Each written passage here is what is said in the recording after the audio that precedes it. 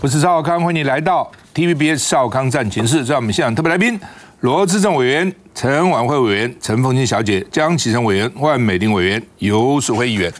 好，那么拜登证实了哦，因为他们在印度的这个 G20 的峰会呢，因为习近平没去了，所以拜登说我很希望他去啊，他去啊，习近平还是没去。但是他们的总理李强去了，所以有碰面啊，在场边一定很多的碰面机会嘛。那么他当然讲了，就是说这个跟李强啊有一些意见的交换了。不过他特别讲到说，他认为啦，中国的经济最近不好嘛。他说这样的话呢，他说有人就认为说经济不好会不会靠打台湾呢来提升他们国内的这个稳定度？因为很多国内不稳，就用打外面了来提升国内的声望啊等等啊。那拜登认为不会。说呢，会降低台海爆发战争危险，而且呢，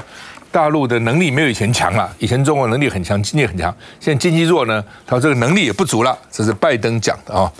那另外呢，习近平最近要求共军要全面提高部队备战打仗的能力啊。那部队就是要打仗嘛啊。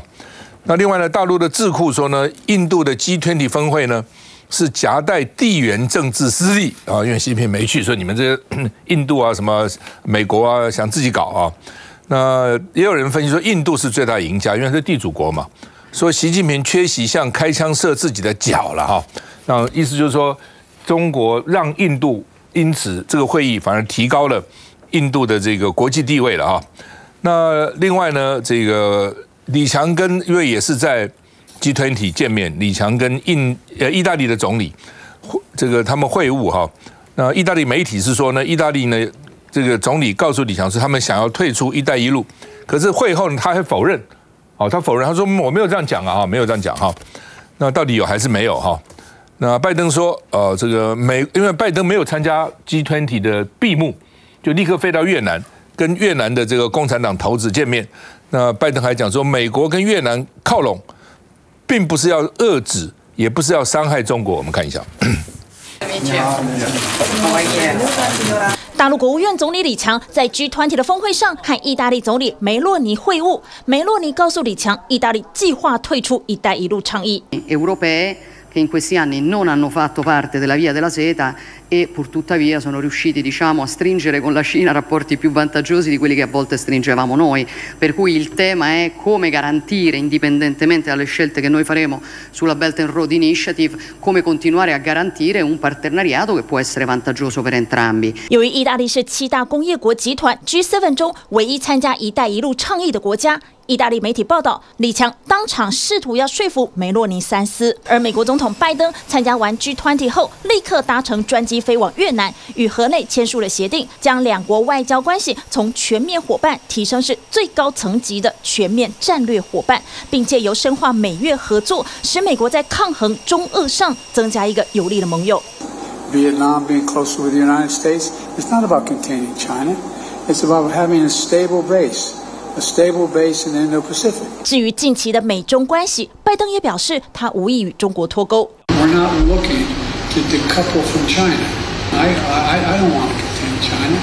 I just want to make sure we have a relationship with China that is on the up and up, squared away. Everybody knows what it's all about. 拜登和李强在 G20 的峰会上会面，这也是美中近10个月以来展开最高层级的会谈。拜登还称，习近平现在为大陆的经济忙得不可开交，他认为大陆不会借由经济困境侵略台湾。好，凤清对拜登的这个评论怎么看？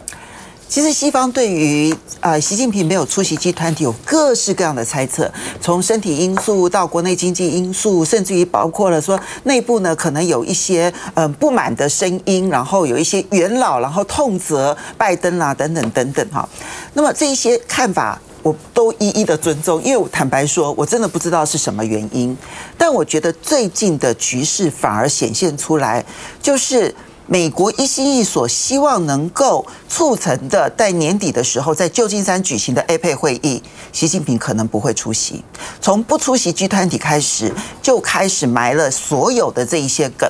那今年的6月中旬开始啊，我们看到布林肯，然后接下来的 Kerry 啦，然后叶伦啦、雷蒙多啦，哈，那这个美国的几个主要跟中国大陆往来的部长们纷纷的到中国大陆去，希望能够铺陈的就是旧金山的 APEC 会议当中呢，习近平能够访问美国，然后跟拜登见面。这对拜登而言，他的选举是重要的，因为你如果最近看美国的民调的话，拜登跟川普的民调就是1:1，其实就是50-50，彼此之间呢也没有谁特别领先或谁特别落后。那么如果按照拜登现在还有 Hunter 拜登就是他的儿子的这个官司的问题来看，他的选情并不容乐观，所以他很需要有一些在外交上面显现出来，我既可以制裁你中国大陆，然后我又可以跟你有所往来，他希望有这样子的一个形象。可是从上个礼拜9月4号，大陆的国安部他们发表了一篇文章。好，那过去大陆国安部其实是幕后的，很少公开发表言论。他那篇文章里头呢，提醒说要注意拜登的新两手，说过去是旧两手，那现在呢是新两手，竞争以及竞争加上了管制它的这个发展。那么他们认为未来还有很强硬的措施，里面有一句话说，从巴厘岛到旧金山还有很多事要做，美国要拿出诚意来。所以这个礼拜《华尔街日报》呢报道了说，王毅将不出席联合国的大会，在纽约举行的联合国大会，然后改由他们大陆国家副主席韩正出席。看似位阶提高了，但是因为韩正他只负责礼仪式的，他不去处理外交的事务的问题，所以他不可能去安排习近平访美的一些相关细节。所以王毅不出席，就代表没有人要去安排这个细节了。那这也就从大陆国安部到 G20， 然后再到王毅不出席联合国，我认为现在拜登急着希望能够跟习近平的期待落空了，再加上最近因为华为的这个 Mate 60 Pro 那横空出世这件事情它引发的是中美会不会进入科技战的第二波？我觉得现在美国内部有很大的一股势力。那对于拜登来讲，他左右两难，因为他要加大制裁，半导体业者不答应。之前英特尔啦、辉达啦，还有包括了这个高通啦，一起联袂的，都已经去美光拜访了这个白宫，说你们不可以再加大制裁，再加大制裁我们会毁掉。可是另外一边政治压力越来越大，所以我觉得习近平已经不打算要跟拜登见面，中美关系会变得更加紧张，这是我觉得目前情势的发展。好吧，英国的《金融时报》报道，Financial Times 说，美国众院的特别委员会它不是有一个针对中国的特别委员会吗？会第二次举行台海兵推，上次是第一次，这次是第二次哈。那另外呢，这个共军的山东舰的这个群它不是只有舰飞机船一堆哈。那这是好像是最靠近台湾，只有60海里，60海里多少公里呢？1海里大概1.8多了哈，我算大概111公里，也就是说呢，它离这个俄兰比非常近了哈。那所以要压迫，你看它等于是包围半个台湾，要压迫台湾的空域哈。那另外呢，这个有26个共机，13个共舰，那么歼16也在海峡中线以东这个我们国防部发布了，所以来挑衅我们那另外呢，这个专家是说这是政治示威了哈。来，秦先生怎么看？首先我们谈的兵推兵推一定都有它的目的啦，政治兵推、军事兵推，或者他那个在那个华尔街那边也兵推嘛金融兵推嘛。政治兵推跟那个军事兵推比较是想要了解说武器部署啦、采购啦或者兵力部署这些等等。那金融兵推主要是要让华尔街知道说怎么样去风险，或者是完全的降低风险所以一定有它的目的。那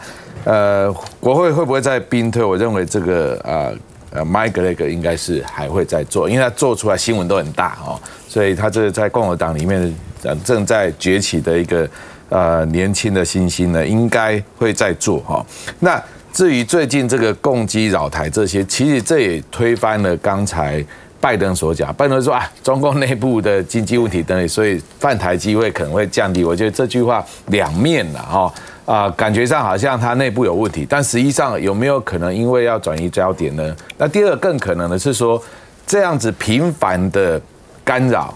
或者是军演，它的擦枪走火的几率相对提高。那擦枪走火的时候你怎么办？这就跟你内部经济因素其实没有直接关系的，而是你怎么样去管控这个可能的擦枪走火，会不会演变成为扩大的冲突？这恐怕是非拜登所讲的说，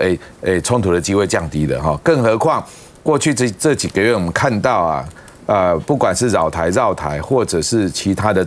这些现象都没有减缓，甚至是更密集，然后那个穿越中线的时间拉得更长，所以我觉得那个真的是风险是蛮大的哈。那回到中美的关系呢？中美关系当然外交战持续啦，各自都还在拉帮结派哈。那这个可是呢，你可以看到就是说，拜登为了他自己的选举，他内部有问题，就是内部的选举，所以他在对中的讲话也是说稳定，而不会去强调对抗，就是我们稳定啊，因为年底旧金山这一关太重要，对拜登太重要了。所以刚刚凤馨讲说，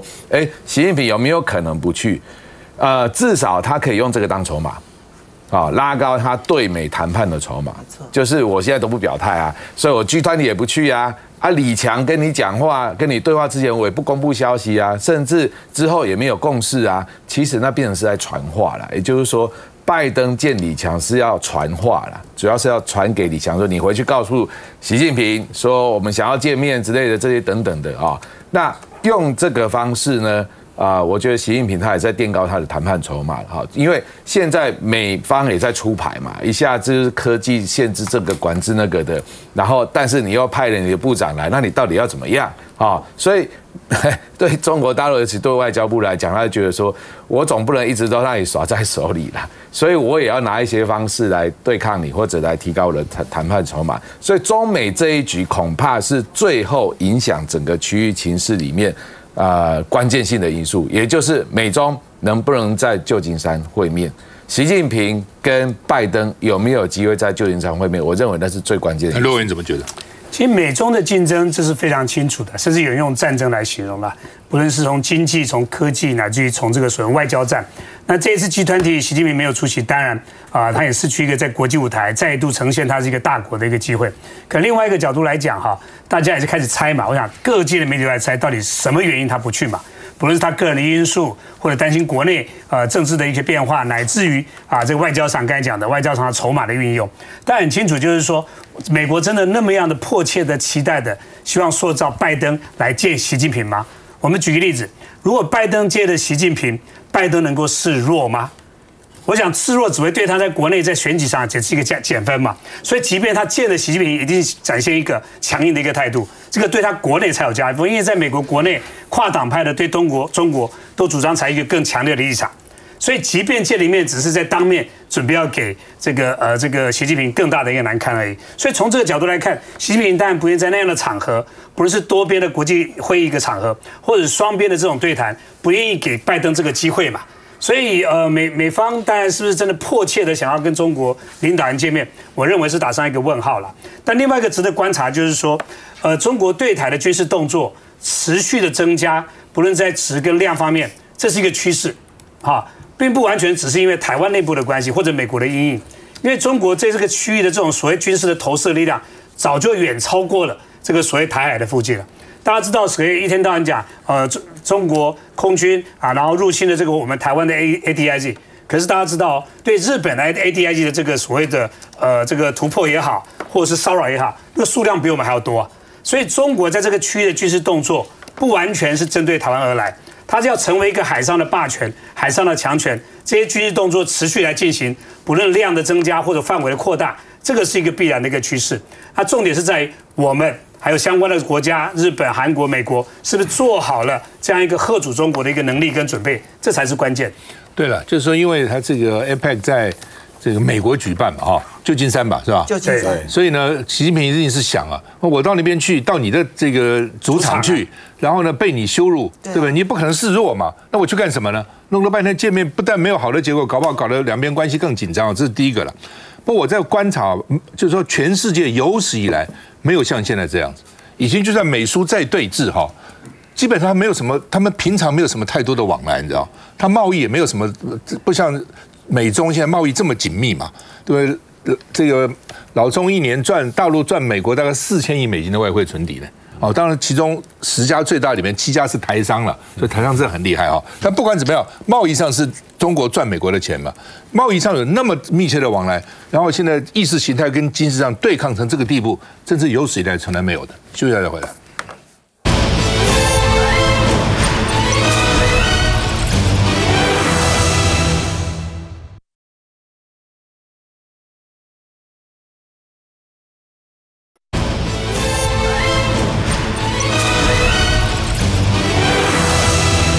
好，那么上个礼拜哈，这个基泰啊，它这个在开发一个新的这个基泰大直啊，突然造成旁边的这个住户呢，2楼变1楼往下塌啊，那440个人呢，444个人啊，当时都不敢回家了哈，现在慢慢当然有些人回去了哈。那大家一直在批评他们说什么都不出来说明呢？哦，躲起来了，神隐了。那他董事长出来了啊，出来了以后呢，这个有道歉，就说所有责任我都扛，然后就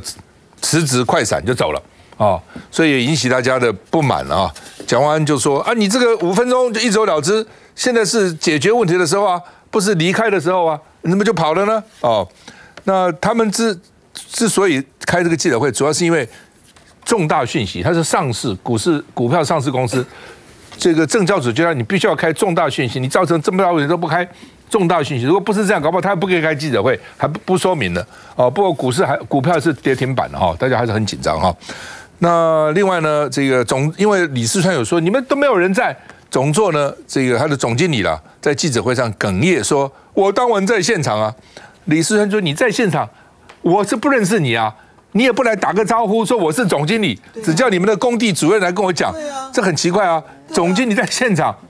他只有那天晚上在，以后也不见了。总经理在，照理讲，你副市长这个地方，你应该赶快来讲啊，说我们该怎么处理啊，善后等，他也不出面，所以李四川说，而且出事以后电话也不接，只有那晚在现场，这很生气啊。那他的崩塌前44天说监测就出问题了。其实照理讲，监测出问题就应该把这个资料报给监管处，都没报，到昨天才给资料，所以李四川说严重可以把你这个执照给你吊扣哦。那另外呢，高嘉瑜也质疑，说是不是有人护航？因为他这个设计人跟监造人都叫做王德成，这是建筑师啦，他是之前呢在台北市建管处是当科员的，公务员，那当然是后来去考上建筑师执照，还是本来就有建筑师执照迁到建管处，我们不知道哈。那反正就是说呢，大家会觉得，你这是不是因为监管处有熟人啊，所以内神通外鬼啊？平常就可以这个打个招呼啊，等等，到底是不是这样子啊？那么所以到底有没有门神来护航？廉政署说，台北市的政风处正在调查，看到底有没有这个问题哈。那说他4天以前超过警戒值，所以王世坚就告这有3个人说是这个杀人未遂啊。那当然也说之前有天坑，现在又防塌啊，也有媒体说蒋万安前次到上海呢，这个双城论坛是声望蛮高的，但是现在呢，要赶快解决这些问题哈，所以说警报响起哈。那当然这个也有像许淑华等等，就是说呢，建商、球员兼裁判，这什么意思啊？就原来呢，就是说如果发生邻损邻居去告哈，那这时候会找第三者出来鉴定。但是呢，说柯文哲的时候呢，把它改成就建商你自己去解决这个问题了。问题太多了，因为台北市现在到处在盖，而且呢，这个都更啊什么越来越多。你看那东华南路一路上多少在都更啊？那在这种情况之下呢，邻损案子太多了，你们自己先去解决，能解决先解决了，不能解决再说了。苏慧到底怎么回事？其实案子涉及非常复杂的法律程序哦。那当然，因为今年要选举，所以很多民意代表不管是乱爆料或是乱扯一通哈。像高嘉瑜说，监造人跟这个设计是同一个人，这有问题哈。监造人跟设计师本来就常常是同一个人啊，因为是他设计的，所以他要去监造，要求起造人你要按照我设计的方式去做，所以这个在实务上就是常常这样，要不然呢，我设计他起造，再找一个不相关的人来监造吗？所以高嘉瑜的这个说法让这个建筑师工会的人就非常生气哈。那至于说这个王姓科员呢，他很多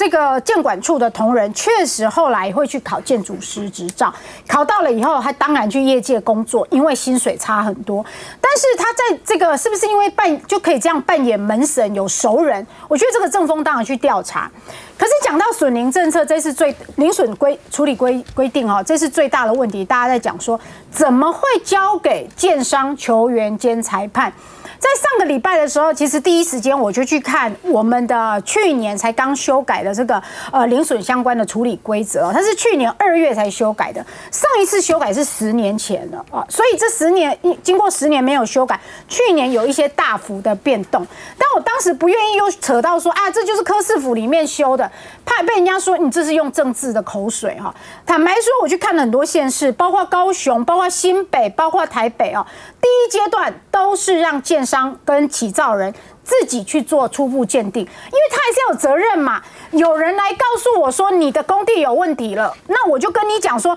你先跟你的监造人去看有没有问题。那他会送一个初步认定书到我市府来。好了，问题就在这里了。市府看了这个初步认定书以后，就直接按照建商跟起造人的初步认定书说，哦，没有问题，好，那你可以继续施工。这一点是错的。你应该看了以后，再找住户来看，说你们对这个东西有没有意见？住户没有意见或有意见，你还是要后续继续去列管。结果我们不是，就直接按照建商的初步认定书，然后直接回对方回这个住户说安全无虞，不予列管，然后同意继续施工。那当然，这个去年修的这个规则里面，其实还有一个第3步骤。但是常常都进行不当。第3步骤就是当建商提供给市府的这个所谓初步认定书，住户如果不服的话，那要怎么办？可以找第3方来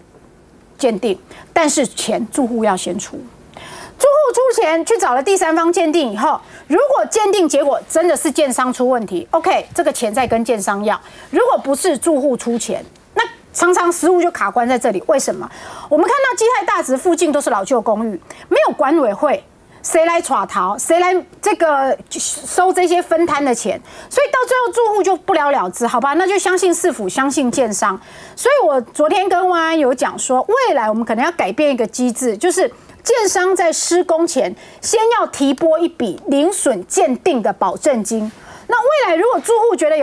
有问题要鉴定，就直接从这个保证金去支付这个鉴定费用，不要再让建商、球员兼裁判了。因为住户等于像一盘散沙了，对，一盘散沙。哎呦，不要说什么几十个，只要有10个，那意见都很难搞在一起的啦，还叫他拿钱，他不拿钱呢，拿钱要他的老命。我们看一下相关新闻。对于所有受到伤害的我的邻居们，也要深深的对你们一鞠躬，来谢谢你们的对我们的支持啊！谢谢，非常谢谢，非常谢谢。10分钟内3度鞠躬，对于大直街的居民们应该抱歉，却是不断感谢，接着宣布辞去职位。我宣布辞去基泰建设董事长一职，所有责任就我一个人来负担。承诺会担下所有责任，而且不会推卸。但讲完自己该交代的，董事长眼镜资料收好，立刻起身，快步离开。大众好多话想问，却是快闪记者会。9月7号当晚，我就在现场，而且在副市长的旁边。今天上午跟副市长聊天的时候，他还跟我讲，我一直跟他报告说我就在你旁边，可是他还说，他不认识我啊。基泰总经理前一天诉说委屈，但从北市副市长李世川的视角，情况是这样。这么大的这个问题，从这个我了解到现在已经到10点，那工地就只有你们主任在这里，都上面的高层都没在嘛。他才告诉我说，我们总经理在旁边啊，然后他也没有来跟我打招呼啊，我也不认识他。而接下来基泰的操作可是让李世川超火大，才会漏话下通牒。礼拜6我要求他是不是跟他们主任讲说，可不可以请总经理我们来谈一谈，但是他就避不见面，电话也不接，所以他不能拿那天晚上说好像他一直都在那里。礼拜6、礼拜天，我从来没有看过他来再到现场。面对大建商基泰建设住户权益是否能否协助捍卫？只是基泰董座陈世明也被发现曾在马英九市府时期担任都市计划以及都市设计委员。马总统怎么看前基泰董座陈世明？马前总统没有直接回应，不过施工不慎引发民宅坍塌，基泰的过去与现在自然得受全盘检视。好吧，这个因为有议员说这个柯文哲的时候呢，让这个损害，刚刚所会有讲，由建商先去协调了哈。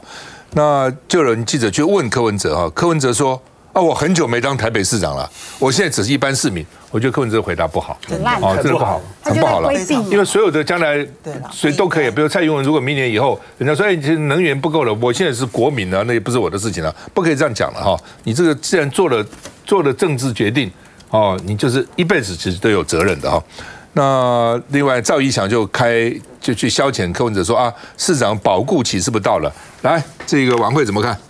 我觉得市长应该说主席昨天这样回答，其实他后面还有在做一些相关的一个说明。然后其实当时的这个相关的一个规范，刚刚淑慧也讲得非常的清楚哈。当时他在修改的时候，其实有一个很重要的一个精神，就是希望可以有一个前后对照，不会变成就是无从比较了哈。那他昨天后面那段讲法是说，如果觉得当时的这个制定哈，现在觉得需要再重新来做检讨，他也觉得应该可以再做翻新啊。我比较想讲的反而是基泰的这个整个到现在的一个态度哈，他应该是很到后面这个董事长才出来开相关的一个记者会。我想这中间有一件事情可以来跟大家分享，就是说在基泰一开始的时候，他除了这个神隐之外，他们在发这个慰问金的时候，在这个慰问金里面夹了一张这个所谓的这个合建意向书，我觉得这也是一个非常奇怪的一个动作哈。我想这个时间哈，我倒是要称赞一下蒋市长哈，因为我觉得他这一次在处理的这个态度上面，包含都发局、劳工局跟法务局，他都把相关部会在第一时间召集起来哈。因为我自己也经历过921那时候的一些重建的一些事情，其实重建大家都知道非常困难哈。这个困难里面是说，等这个风头过了，新闻的风头过了之后，重建才是真正要开始的时候。所以我倒是蛮建议这个蒋市长这个蒋市府的部分哈，可以成立一个专案的小组，在后续的一个重建上面，可以来帮助这些受灾户可以持续来做一些推进跟谈判。休息一下再回来。